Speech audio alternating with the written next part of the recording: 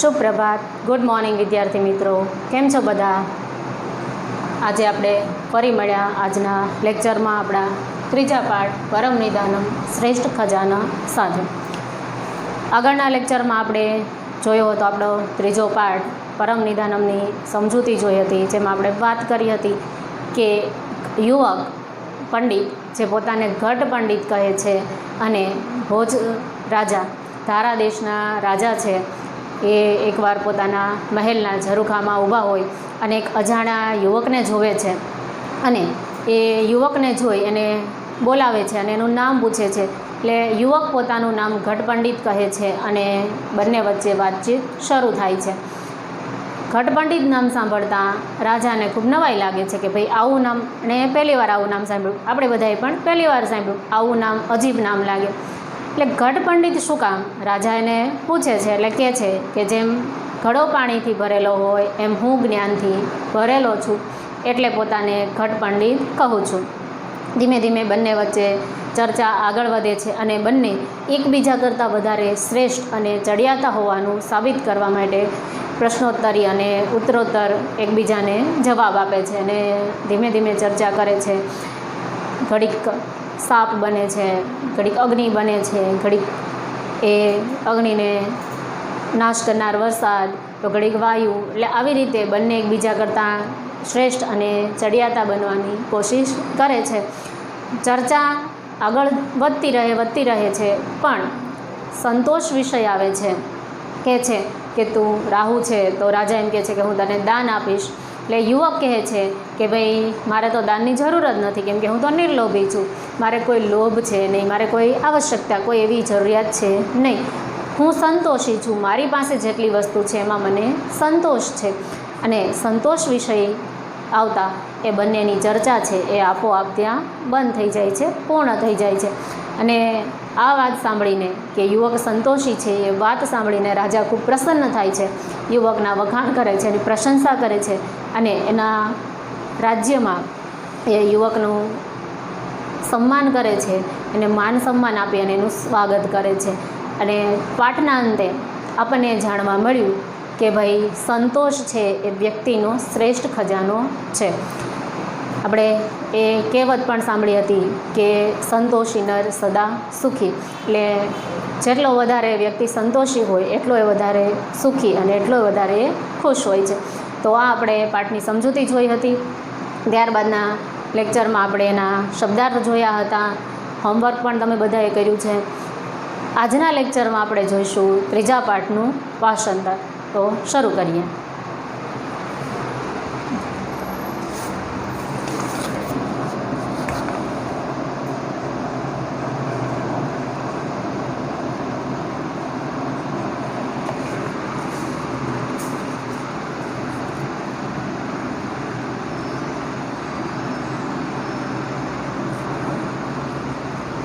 ભોજ નામનો રાજા વિદ્યાપ્રેમી,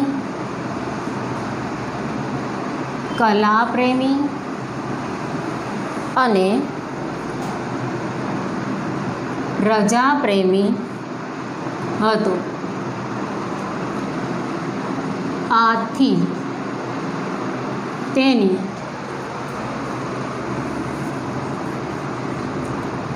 રાજસભામાં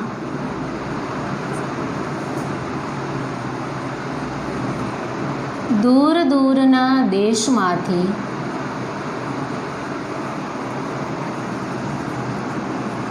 અનેક વિદ્યાનિપુણ પંડિતો આવતા.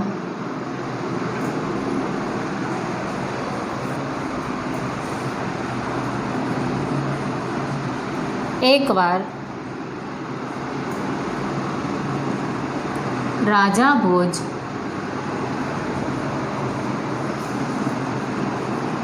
મહેલના ઝરૂખામાં બેઠેલા હતા.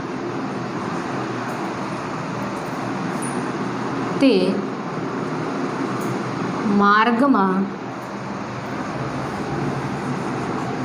એક નવા આવનાર અપરિચિત યુવકને જુએ છે.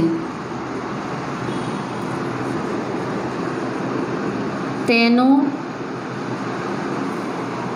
પરિચય જાણવા તે તેને મહેલમાં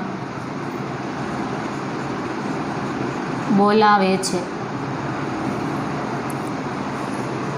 પછી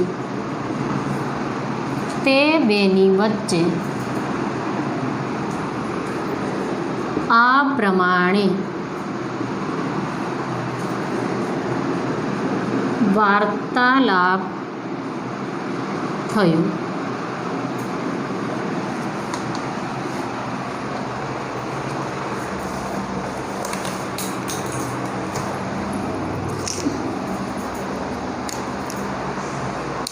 તાર સરને કીધું ફૂટ અપાવો, ફૂટ ક્યાં મૂકી?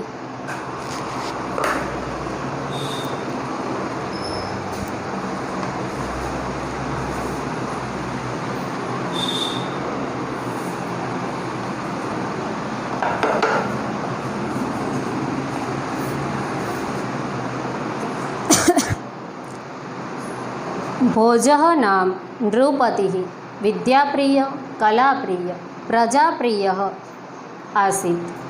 અતः તસ્ય રાજસભાયાં દૂરદેશાत् અનેકે વિદ્યાવિશારદાः પંડિતાः સમાગચ્છन्ति સ્મ. ભોજ નામનો રાજા વિદ્યાપ્રેમી, કલાપ્રેમી અને પ્રજાપ્રેમી હતો. આથી તેની રાજસભામાં દૂર દૂરના દેશમાંથી અનેક વિદ્યાનિપુણ પંડિતો આવતા. રાજા ભોજ છે એ આપણે જોયું હતું કે ભાઈ મધ્યપ્રદેશના પ્રાચીન સમયમાં જે માલવ પ્રદેશ કહેવાતો હતો ત્યાંના એ ધારાનગરના રાજા હતા. નેટ ઉપર પણ એની ઘણી બધી માહિતી છે આપણને મળી રહે છે. તો એના વિશે આપણે થોડુંક વધારે જો જાણવું હોય તો નેટના માધ્યમથી જાણી શકાય છે. તો રાજા ભોજ છે એનો સ્વભાવ એના વિશે અહીંયા માહિતી આપી છે. કેવા હતા? તો વિદ્યાપ્રેમી, કલાપ્રેમી અને પ્રજાપ્રેમી હતા. જેથી કરીને દૂર દૂરના દેશમાંથી જે વિદ્વાનો હતા એમની સભામાં આવતા હતા. એકદા ભોજઃ પ્રાસાદસ્ય ગવાક્ષે ઉપવિષ્ટઃ આસીत्. સહ માર્ગે એકમ નવ આંગતુકમ અનભિજ્ઞમ યુવકમ પશ્યતિ. તસ્ય પરિચયમ જ્ઞાતુમ સહ તમ પ્રાસાદે આહ્વયતિ. તતઃ તયો મધ્યે એવં વાર્તાલાપઃ સજ્જાતઃ. એકવાર રાજા ભોજ મહેલના ઝરૂખામાં બેઠેલા હતા. તે માર્ગમાં એક નવા આવનાર અપરિચિત યુવકને જુએ છે. તેનો પરિચય જાણવા તેને મહેલમાં બોલાવે છે. પછી તે બેની વચ્ચે આ પ્રમાણે વાર્તાલાપ થયો. તે રાજા ભોજ છે એકવાર મહેલના ઝરૂખામાં એટલે બાલ્કનીમાં ઊભા હશે કે બેઠા હશે તો એમણે એક યુવકને જોયો. કેવો હતો? નવો આવેલો. એ પહેલાં એમણે ક્યારે એમના રાજ્યમાં જોયો ન હતો. અપરિચિત હતો, એ જાણીતો ન હતો. એને જો એનો પરિચય જાણવા, દેખાવે એ વિદ્વાન હોય, પંડિત એવો લાગતો હતો. એટલે રાજાને એના પરિચય જાણવાનો, એના વિશે માહિતી મેળવવાનું મન થયું. એટલે એમને મહેલમાં બોલાવે છે અને ત્યારબાદ બંને વચ્ચે જે વાતચીત થાય છે એ આપણે હવે જોઈએ.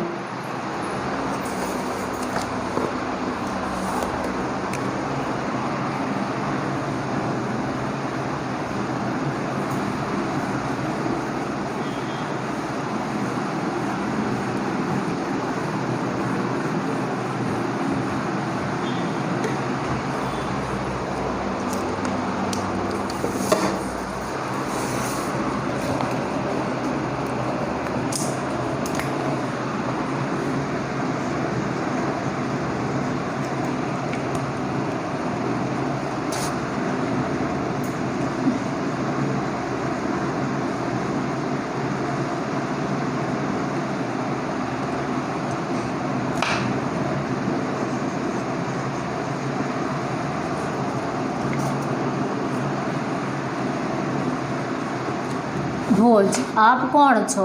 યુવક: હું ઘટ પંડિત છું.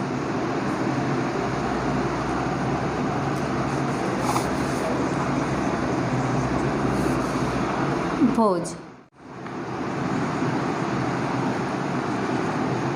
ઘટ પંડિત. ઘટ પંડિત એટલે શું?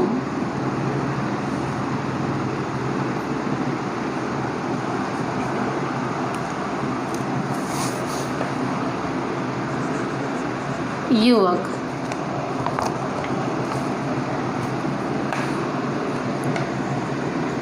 જેમ ઘડામાં છલોછલ પાણી હોય છે, તેવી જ રીતે મારામાં પૂરેપૂરું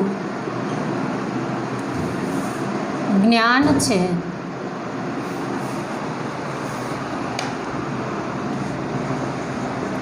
એટલે હું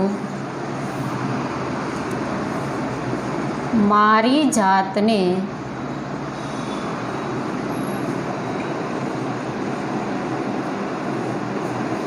ઘટ પંડિત માનું છું.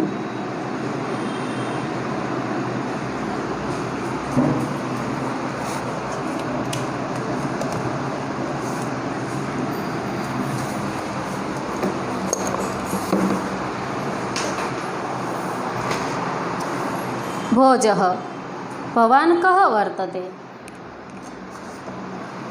રાજા ભોજ પૂછે છે, આપ કોણ છો?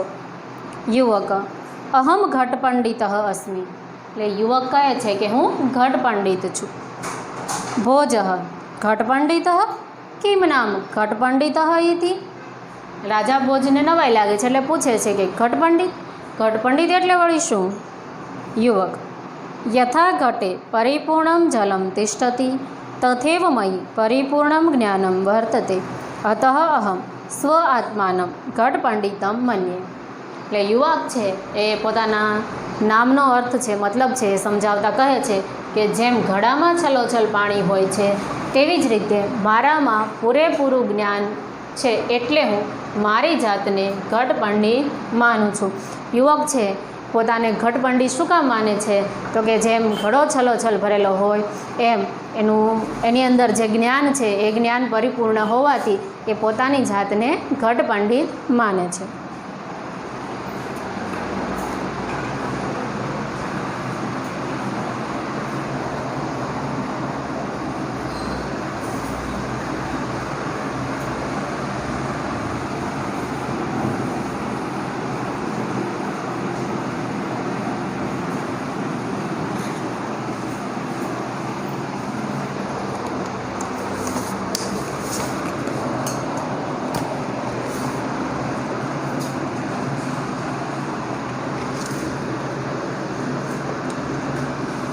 ભોજ બોલે છે,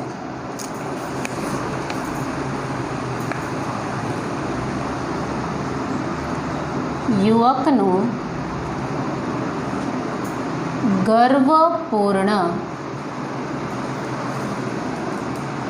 વચન સાંભળીને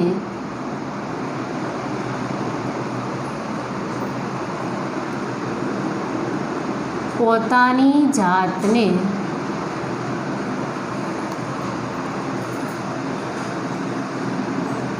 તેનાથી પણ ચડિયાતી માનીને અહંકાર સાથે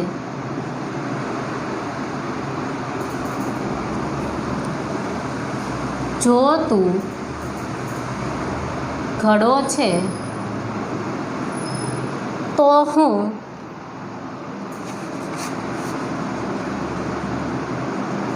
હથોડા તરીકે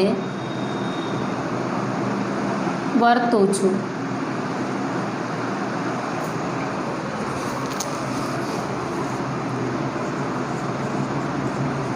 મુદગ્ગર પોતાના પ્રહાર વડે ઘડાનો નાશ કરે છે.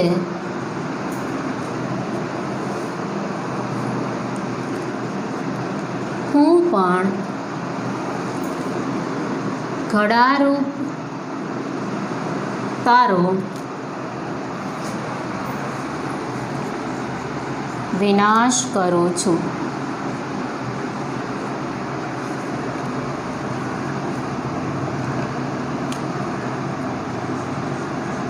યુવક બોલે છે,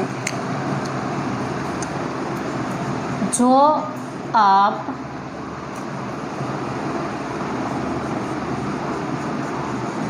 મુદગ્ગર તરીકે વર્તશો તો હું અગ્નિ બનું છું.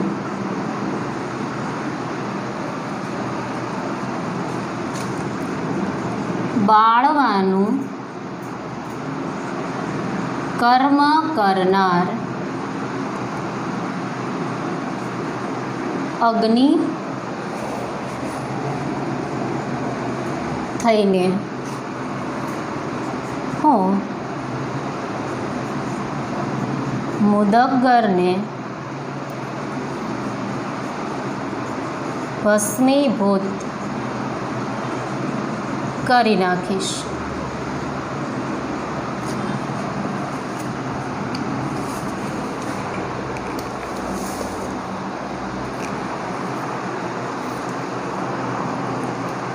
રાજા ભોજ આગળ કહે છે, યુવકસ્ય ગર્વપૂર્ણમ ઉક્તિમ શ્રુત્વા સ્વાત્માનમ તતો અપ્યધિકમ મત્વા અહંકારેણ સ યદિ ત્વમ ઘટઃ અસि તર્હિ અહમ મુદગ્ગરત્વેન વર્તે. મુદગ્ગરઃ સ્વકીયેન પ્રહારેણ ઘટં વિનાશયતિ અહમપી ઘટરૂપમ ભવંતમ વિનાશયામિ. રાજા ભોજ છે, અહીં આપણને કૌંસમાં આપેલું છે, એટલે કે એ રાજા ભોજ છે મનમાં વિચારે છે, બોલતા નથી, એટલે બ્રેકેટમાં. યુવકનું ગર્વપૂર્ણ વચન સાંભળીને પોતાની જાતને તેનાથી પણ ચડિયાતી માનીને અહંકાર સાથે યુવક કહે છે કે હું જ્ઞાનથી પરિપૂર્ણ છું. એટલે રાજા ભોજને એમ થાય છે કે હું તો એનાથી પણ ચડિયાતો છું. એટલે એ પણ અહંકાર સાથે કહે છે કે જો તું ઘડો છે તો હું હથોડા તરીકે અથવા ધોકા તરીકે વર્તીશ. અહીંયા આપણને સંસ્કૃતનો મુદગ્ગર શબ્દ છે એને જ લીધો છે. ધોકો આપણે હથોડો કે મુદગ્ગર કોઈ પણ લખી શકાય. તો કે મુદગ્ગર પોતાના પ્રહાર વડે ઘડાનો નાશ કરે છે, હું પણ ઘડારૂપ તારો વિનાશ કરીશ. આપણે માટીનું માટલું હોય એના ઉપર ધોકા વડે મારીએ તો એ ફૂટી જાય, એમ રાજા કહે છે કે હું પણ ધોકો બની અને ઘડાને તોડી કાઢીશ. એટલે યુવક છે એ વળતો જવાબ આપે છે કે જો આપ મુદગ્ગર તરીકે વર્તશો તો હું અગ્નિ બનું છું. મુદગ્ગર આપણે વાત કરી હતી કે લાકડાનો ધોકો, લાકડાનો ધોકો છે એ અગ્નિ એને બાળી કાઢે. એટલે કે છે કે બાળવાનું કર્મ કરાર અગ્નિ થઈને હું મુદગ્ગરને ભસ્મીભૂત કરી નાખીશ. એટલે કે હું અગ્નિ બનીશ અને તમારા જે ધોકા સ્વરૂપ છે એને હું સળગાવી દઈશ.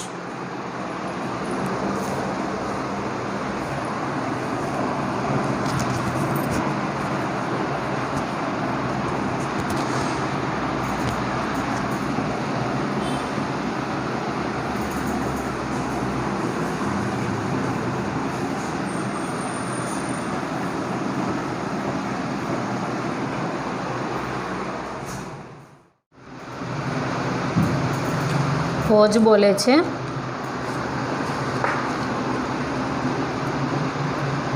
જો તું અગ્નિ તરીકે વર્તીશ તો હું વરસાદ બનીશ.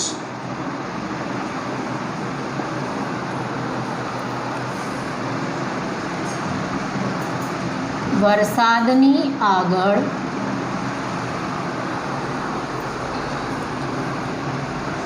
અગ્નિ ઊભો રહી શકતો નથી.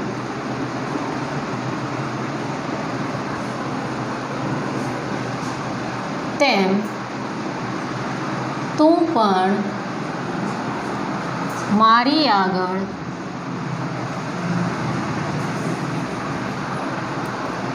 ઊભો રહી શકીશ નહીં.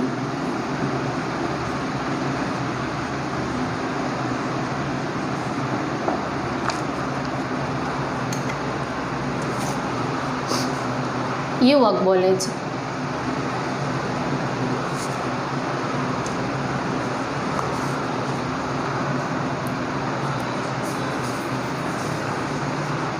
વરસાદને તો પવન પોતાની શક્તિથી જ્યાં ત્યાં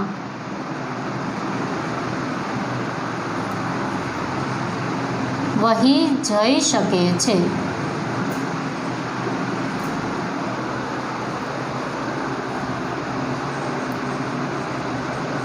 વરસાદ રૂપે રહેલા આપને હું પવન થઈને આમ તેમ વહી જઈશ.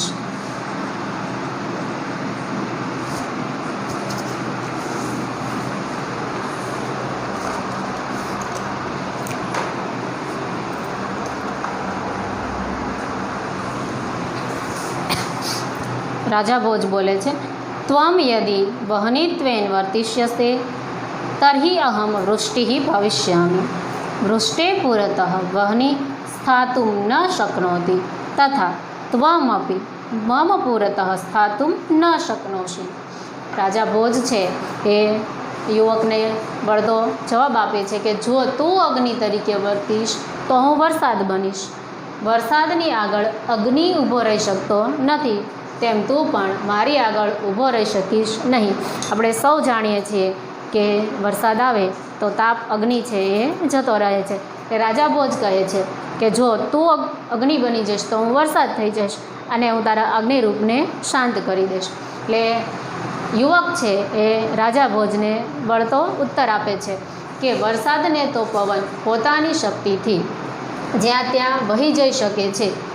વરસાદ રૂપે રહેલા આપને હું પવન થઈને આમ તેમ વહી જઈશ. એટલે યુવક કહે છે કે વૃષ્ટિતુમ વાયુ સ્વબલે અત્ર કુત્રાપી વાહિતું, કે વરસાદને પવન છે એ પોતાની શક્તિથી આમ અને તેમ કોઈ પણ દિશામાં લઈ જાય છે. વૃષ્ટિરૂપમ ભવંતમ અહમ વાયુ ભૂત્વા ઇત તત વૈશ્યમ. જો તમે વરસાદ બનશો તો હું વાયુ પવન બની જઈશ અને હું તમારા વરસાદ રૂપને આમથી ત્યાં કોઈ પણ જગ્યાએ વહાવી જઈશ, લેતો જઈશ.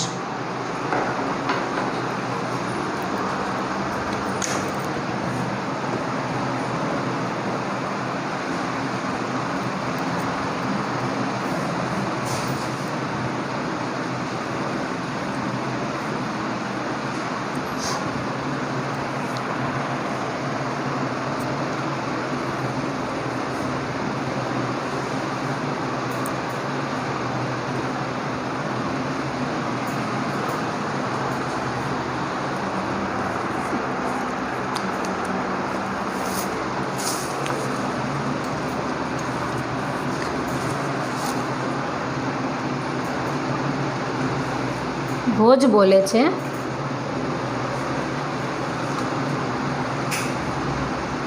જો તમે પવન તરીકે વર્તશો તો હું પવનને ખાઈ જનાર સર્પ બનીશ.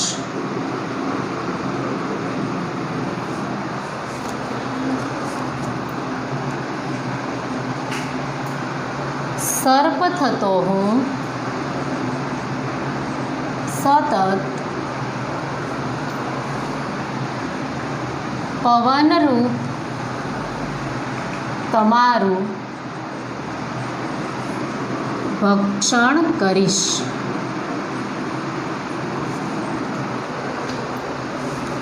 યુવક બોલે છે.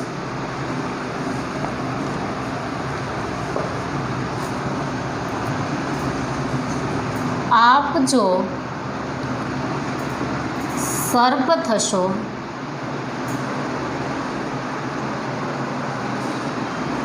તો હું સર્પને ખાનાર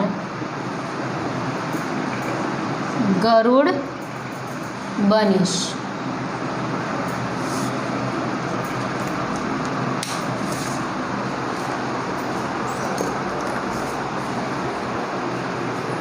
भोजः वदति यदि भवान् वातत्वेन वर्तिष्यते तर्हि अहं वायुभक्षकः भुजगः भविष्यामि. भुजगः सन् सततं वायुरूपं भवन्तं भक्षिष्यामि. એટલે રાજા ભોજ કહે છે કે જો તમે પવન તરીકે વર્તશો તો હું પવનને ખાઈ જનાર સર્પ બનીશ. સર્પ એટલે કે સાપ. સર્પ થતો હું સતત પવનરૂપ તમારું ભક્ષણ કરીશ. આપણે આગળ સમજૂતીમાં વાત કરી હતી કે ભાઈ આપણા વડીલો છે, પૂર્વજો છે, વાતો કરતા કે સાપ છે એ પવન છે, વાયુ છે એ ખાય છે, અને આપણે પણ ઓક્સિજન લેતા જ હોઈએ. એટલે એ દૃષ્ટિએ પણ કે સાપ પવનનું ભક્ષણ કરતો હશે. એટલે રાજા કહે છે કે જો તો પવન તરીકે તમે પવન બનશો તો હું પવનને ખાનાર, પવનનું ભક્ષણ કરનાર સાપ બની જઈશ. યુવક ભવાન યદિ સર્પ ભવિષ્યતિ તર્હિ અહમ સર્પભક્ષકો ગરુડો ભવામી. યુવક કહે છે કે જો આપ સર્પ થશો તો હું સર્પને ખાનાર ગરુડ બની જઈશ. આપણે સૌ ગરુડ પક્ષી વિશે જાણીએ છીએ. એ ગરુડ નામનું એક મોટું વિશાળ પક્ષી આવે છે કે જે સાપનો એક ખોરાક તરીકે એનું ભક્ષણ કરે છે. આપણે સાયન્સમાં પણ જે આહાર કડી છે, આહાર શૃંખલા છે એ ભણ્યા હતા. તો એના આધારે પણ આપણને ખ્યાલ આવે છે કે સાપ છે એનું ભક્ષણ કોણ કરે છે, તો કે ગરુડ નામનું પક્ષી. એટલે યુવક કહે છે કે જો તમે સાપ બનશો તો હું ગરુડ બની અને સાપનું ભક્ષણ કરી લઈશ.